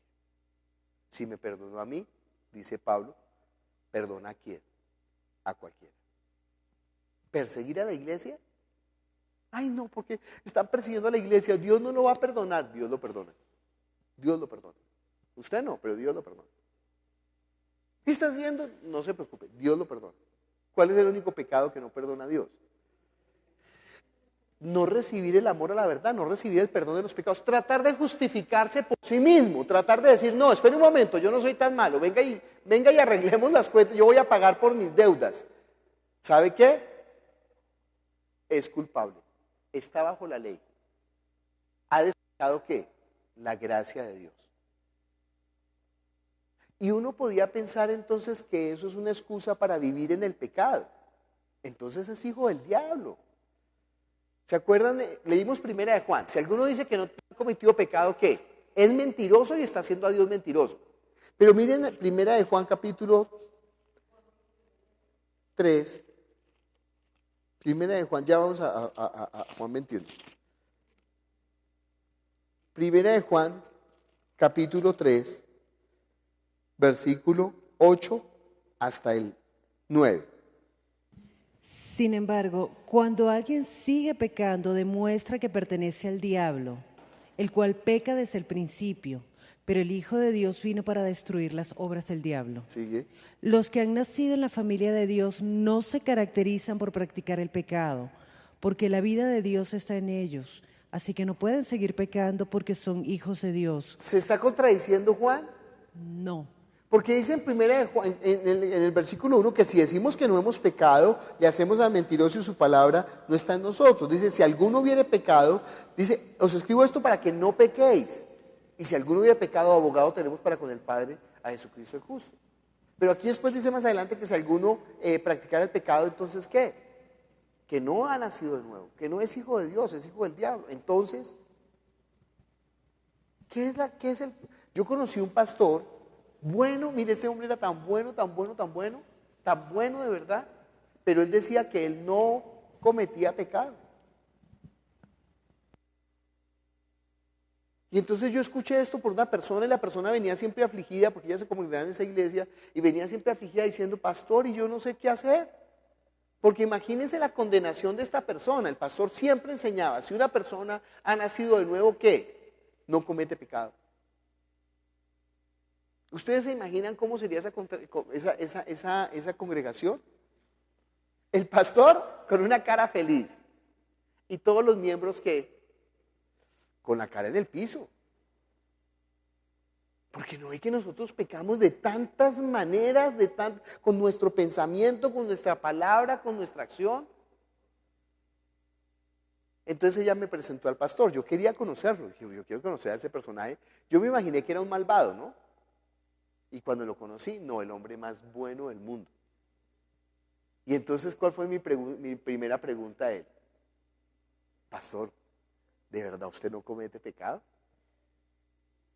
Y él me dijo, si usted no me quiere creer, yo no cometo pecado. ¿Entiende dónde está el problema? Mire, cuando está hablando la Biblia de que si alguno hubiere pecado, es que en el griego se manejan los verbos, o el verbo es una acción puntual, o el verbo es una acción que comienza y tiene consecuencias eternas, o tiene otra forma de verbo es que tiene consecuencias hasta un momento. ¿Sí? Por ejemplo, estoy estudiando teología. Entonces, eso comenzó en un momento y eso va a terminar en un momento. Eso utiliza una forma verbal. ¿Sí? Pero si yo digo, hoy comencé a estudiar, estoy hablando de una cosa puntual. Eso es otra forma verbal en el griego. Pero si yo digo, yo soy teólogo, eso es otra forma verbal, porque eso comenzó en un momento, pero ¿qué? No termina. Por ejemplo, así es la vida eterna. Tiene un comienzo en un momento de nuestra vida, pero esa vida no termina. Pero, por ejemplo, el bautismo en agua, ¿qué? Es una cosa, ¿qué? Puntual, en un momento. Cuando la Biblia está hablando en Juan capítulo 1, está hablando que si alguno hubiere cometido pecado, está hablando de esta manera. Y cuando en 1 de Juan capítulo 3 dice el que practica el pecado, está hablando de esta manera. O sea, el que vive para pecar. Si una persona está viviendo para pecar, si es su profesión, entonces la persona no ha nacido de nuevo. Pero si una persona recibió la salvación, ¿qué ocurre? Ocurre una transformación. ¿Quién hace esa transformación? Dios mismo. Dios mismo lo limpia. Dios mismo lo transforma. El Espíritu Santo en él es el que obra con poder. Yo tengo un testimonio muy bonito en la iglesia. Es una persona que llegó y nos encontramos en una consejería. Me dijo, pastor, mire, es que la semana pasada yo era ladrón y drogadicto. Y era verdad, él era ladrón de celulares y era drogadicto, una persona con su vida muy mal. La esposa lo trajo y oramos y él recibió la salvación. Y hoy en día es una persona tan buena, usted lo mire, no creería que él era ladrón y drogadicto, y es tan bueno, pero fue transformado, mire, en un abrir y cerrar de... ¿No fue así en su vida? No fue así, que usted en un momento no creía y en un segundo creyó. En un segundo, yo me acuerdo el día que me invitaron a una iglesia. Yo nunca había ido a una iglesia. Y entonces la niña que me invitó era una niña muy bonita, entonces yo me fui porque yo quería enredar a la niña, ¿no? Entonces para eso fui a la iglesia. Yo pensé, apenas termine el culto ese que ella me está invitando, yo le digo que nos vayamos a rumbear. Y entonces para eso me fui, yo me senté, yo escuché la palabra y algo pasó. Algo pasó. Yo pasé de muerte en un momento, en un abrir y cerrar de ojos. Y ya no quería pecar más, aun cuando yo no consideraba ni siquiera que eso era malo. Yo que iba a considerar que era malo, si antes me gustaba y me divertía y estaba tan feliz en ese tipo de vida. Y entonces cuando terminó el culto, la niña que me invitó, la niña cristiana, se me acercó y me dijo, ay, ¿qué vamos a hacer? ¿Por qué no vamos a rumbear?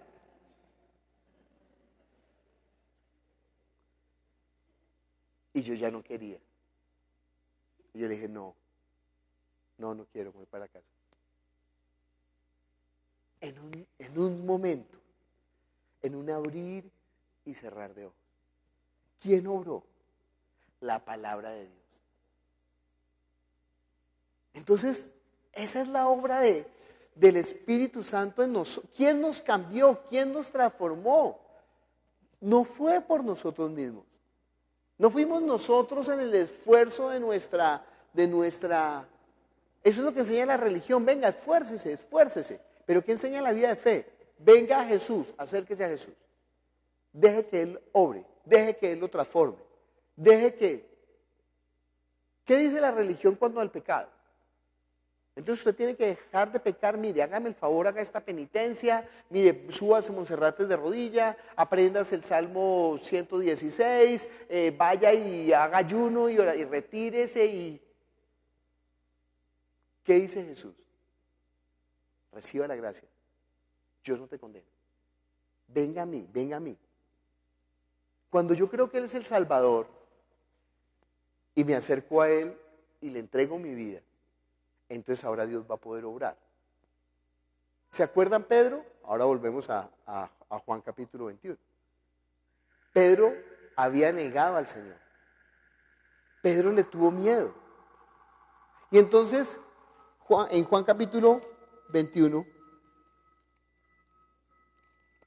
leamos en una versión actual, versículo 15. Después del desayuno, Jesús le preguntó a Simón Pedro: Simón, hijo de Juan, ¿me amas más que estos? Sí, Señor, contestó Pedro, tú sabes que te quiero. Entonces, alimenta mis corderos, le dijo Jesús. Jesús repitió la pregunta: Simón, hijo de Juan, ¿me amas? Sí, Señor, dijo Pedro, tú sabes que te quiero. Entonces cuida de mis ovejas, dijo Jesús. Le preguntó por tercera vez: Simón, hijo de Juan, ¿me quieres? A Pedro le dolió que Jesús le dijera la tercera vez: ¿me quieres? Le contestó: Señor, tú sabes todo, tú sabes que yo te quiero. Jesús dijo: entonces alimenta mis ovejas. Te digo la verdad, cuando eras joven podías hacer lo que tú querías, te vestías tú mismo e ibas a donde querías ir. Sin embargo, cuando seas viejo, extenderás los brazos y otros te vestirán y te llevarán a donde no quieras ir. Jesús dijo esto para darle a conocer el tipo de muerte con la que Pedro glorificaría a Dios. Entonces Jesús le dijo: sígueme. Imagínense, ¿no? Pedro, que lo había negado 3 veces. Y él le había dicho: yo no te negaré, yo te seguiré, yo daré la vida por ti. Y él dijo: no, Pedro, usted no sabe lo que está diciendo. Entonces Jesús, cuando ya resucita, se encuentra con Pedro y le pregunta: Pedro, ¿me amas? Pedro responde: Señor, tú sabes que te quiero. Es una diferencia muy grande. Por eso cuando la niña enamorada le dice al novio: ¿usted me ama? Y el novio le dice: tú sabes que te quiero, salga corriendo, ya sabe que no quiere nada con ella. Esa diferencia entre amar y querer, ¿cómo es en el hebreo? Fileo y ágape. Porque, ¿cuáles son porque, No, por griego, ejemplo, en el griego, porque en el francés no existe esa diferencia. Bueno, en griego sí, en griego es ágape y fileo. Y él le dice: Pedro, ágape, y él le dice: Señor, fileo, tú sabes que te quiero. Y vuelve y le pregunta: Pedro, ¿me amas? Y le dice: tú sabes que te quiero. Cuando la tercera vez le dice: Pedro, ¿me quieres? Entonces él se pone muy triste, porque la tercera vez ya dijo: sí, ¿para qué te engaño? Tú lo sabes todo. Tú sabes que te quiero. Dice: ¿sabe qué, Pedro? Mire, cuando venga el Espíritu Santo, dice, otro te ceñirá. Ese otro Espíritu Santo te llevará donde tú no quieres y tú vas a dar la vida, lo que no era posible por ti. Tú vas a dar la vida por mí. Ve, sigue. Es que la obra del Espíritu Santo en nosotros, ¿qué hacía la ley? ¿Qué hacía la ley? La ley, en primer lugar, nos condenaba.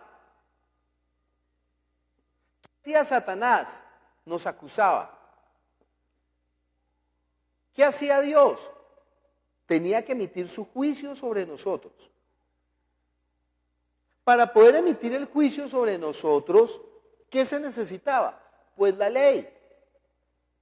Y como nosotros no queremos reconocer la ley, ¿quién es el que utiliza la ley para acusarnos? Satanás. Pero si una persona, antes de que lo acusen, declara que es pecador, ¿para qué sirve la ley? La ley era para producir que la gente diga que es pecadora, pero yo ya reconozco, Señor, yo soy pecador. No, yo no nací bajo la ley, yo no necesito la ley, yo no soy judío. Pero yo entendí que yo soy pecador. Y entonces cuando yo digo yo soy pecador, ya la ley no obra, ya cumplió su propósito. Porque la ley estaba buscando condenarme. No, ya yo mismo me estoy condenando. Yo estoy diciendo, si uno confiesa, pues ya qué. ¿Quién necesita acusarlo? ¿Ahora me puede acusar Satanás? No, porque yo ya declaré que yo era un pecador. Ahora solamente me queda ¿qué? El juicio, el castigo de Dios. Pero antes de Dios castigarme, ¿qué? Envió a su Hijo a pagar por mis pecados. Y si yo acepto la gracia del Hijo, el amor del Hijo, quiere decir que yo soy emancipado de la ley. O sea que la ley ya no obra en mí. ¿Por qué? Porque el único que podía juzgarme dio la emancipación. Usted ha visto, por ejemplo, a un guerrillero en Colombia, Navarro Wolf, y entonces ahora él es senador. ¿Quién puede acusarlo? Nadie, porque el mismo Estado emitió, pero para poder emitir eso, ¿qué tenía que declarar él? Que él era culpable. Y al declarar él que era culpable, el Estado dijo, listo, pero nosotros lo emancipamos, declaramos que no es culpable. ¿Quién asumió ese castigo? El Estado. Porque el Estado tiene que reparar a las víctimas, no importa. En el caso nuestro, ¿quién asume el castigo? Jesús. De modo que si Satanás viniera a acusarnos, ¿qué diría Dios? Ya mi hijo pagó, ya no hay ninguna acusación. Y ya no estamos bajo el juicio de Dios, ahora estamos bajo la gracia y bajo la verdad. Y esa gracia y la verdad produce en nosotros un peso de gloria que nos hace ser sus testigos. Todo eso es la obra del Espíritu Santo, el que está convenciendo, el que está dando testimonio, el que nos está... ¿Usted no se ha dado cuenta de esa fe que usted tiene tan sólida? Que usted realmente, bueno, yo no sé, pero yo estoy hablando, pero ¿usted realmente cree que Jesús pagó por sus pecados? ¿Y usted cree que Él tenía el valor porque Él era el Hijo de Dios? Y que cuando usted se presente con Dios, ¿no ve que usted desde ya le está diciendo a Dios qué? Padre nuestro, y que Él lo escucha? Y que el Espíritu Santo viene a morar en usted porque Él permitió esa limpieza y ese lavamiento por la palabra, porque Él ya pagó. Y que lo toma como su hijo. Y que usted es capaz de dar hasta qué? Hasta la vida. ¿Quién lo convierte en testigo? ¿Quién lo convierte en mártir? Esta palabra que estaba aquí, mártir. El Espíritu Santo. Es la obra de Dios. Es la obra del Espíritu Santo. ¿Muy importante entender? Claro que es muy importante entender. Bueno, última pregunta y nos despedimos. Cuando tú hablas de tu testimonio, siempre comentas que saliste transformado ese día por medio de la palabra. Yo tengo una duda, es una sutileza. La palabra de Dios es Jesús que se hizo como uno de nosotros, de la cual ahora el testigo, que es el Espíritu Santo, que mora en nosotros, produce el efecto, pero en tu caso particular, por ejemplo, ¿quién hizo la obra? La palabra, el Espíritu Santo. Ojo, el Espíritu Santo todavía no estaba morando dentro de mí, porque mi espíritu estaba muerto. El Espíritu Santo no podía venir a morar. El Espíritu Santo viene a morar en los que han recibido la fe, en los que viven. Entonces, ¿qué obró en mí? La palabra que habló, no lo que leí en la Biblia, la palabra. Yo ya había leído el Nuevo Testamento, pero no había entendido. Cuando una persona me predicó la palabra, en ese momento el Espíritu Santo obró a través de la persona. El Espíritu Santo les va a dar qué hablar y qué decir. Ustedes serán mis testigos. El Espíritu Santo da testimonio, ¿pero a través de quién? De la predicación, de los que están haciendo la obra. Cuando yo recibí la palabra, yo creí. ¿En quién creí? En el Padre. ¿Qué creí del Padre? Que Él había enviado a su Hijo. Después de eso, el Espíritu Santo vino a morar en mí. Tiempo después, como, no sé, un mes, 2 meses después. Así el bautismo en el Espíritu Santo y comencé a hablar en nuevas lenguas. ¿Pero ya era salvo? Sí, claro, ¿no ve como el ladrón al lado de Jesús? ¿El ladrón recibió el Espíritu Santo? No recibió el Espíritu Santo, no ha venido el Espíritu Santo. Y cuando nosotros oramos, quita el velo que Satanás ha puesto ante sus ojos, cuando oramos por una persona nueva, ¿quién es el que quita el velo ante los ojos? ¿Quién es el que despierta los sentidos espirituales de manera que la persona pueda recibir la palabra? ¿Quién? ¿Quién derriba el argumento, altivez? ¿Quién? Son los ángeles. Juan capítulo 15, Juan capítulo 16, versículo 8 hasta el 11. Y cuando Él venga, convencerá al mundo de pecado y de la justicia de Dios y del juicio que viene. El pecado del mundo consiste en que el mundo se niega a creer en mí. La justicia está disponible porque voy al Padre y ustedes no me verán más. El juicio vendrá porque quien gobierna este mundo ya ha sido juzgado. Entonces el Espíritu Santo es el que convence de pecado, de justicia y de juicio. ¿Cómo? ¿Cómo? A través de la predicación de la gente, a través de lo que la gente está haciendo en la obra de Dios. Ellos son los instrumentos del Espíritu Santo. Entre más yo deje que el Espíritu Santo tenga su señorío en mi vida, pues yo voy a ser un instrumento más útil para Él. Yo puedo hablar mis palabras, no sirven para nada. Mis palabras no son espirituales, no, pero espirituales no es que, sino espirituales es que están conforme a la palabra de Dios. Mi argumentación puede ser una argumentación perfecta, apologética, no sirve. Nosotros no estamos dando testimonio de una filosofía, de una palabra, sino que estamos hablando de una comunión, de un encuentro que tuvimos con Jesucristo. Padre Celestial, nosotros te damos gracias por tu palabra, que es la verdad, tu palabra es verdad, estamos reunidos en tu nombre. Ayúdanos a entender la obra del Espíritu Santo, Señor, y conviértenos en tus testigos, Señor, que nosotros estemos dispuestos, Señor, a vivir, a dar la vida, a obrar. Para eso necesitamos recibir tu palabra y permitir que el Espíritu Santo obre, porque por nosotros mismos no lo podemos hacer. Inclusive, podríamos dar la vida, pero si no tenemos amor no sirve de nada. Si no tenemos la vida en el Espíritu, no sirve de nada. Entonces ayúdanos realmente a hacer toda la obra espiritualmente, en el nombre de Jesús. Amén.